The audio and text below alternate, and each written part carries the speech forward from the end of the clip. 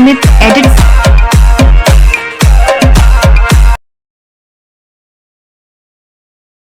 તો મિત્રો સૌથી પહેલાં તમારે લાઇટ મોશનને ઓપન કરવાનું.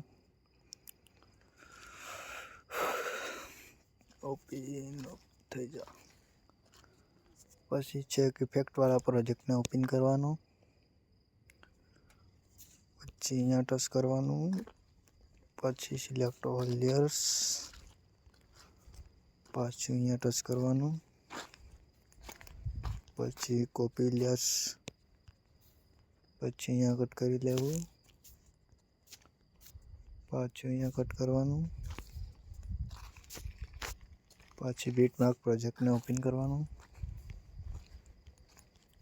પછી અહીંયા ટચ કરવાનું. પછી અહીંયા પેસ્ટ લેયરવાળા ઓપ્શન પર ક્લિક કરવાનું. પછી તમારો વિડીયો બનીને તૈયાર થઈ જશે. પછી તમારે અહીંયા જઈને એક્સપોર્ટ કરી લેવાનો રહેશે.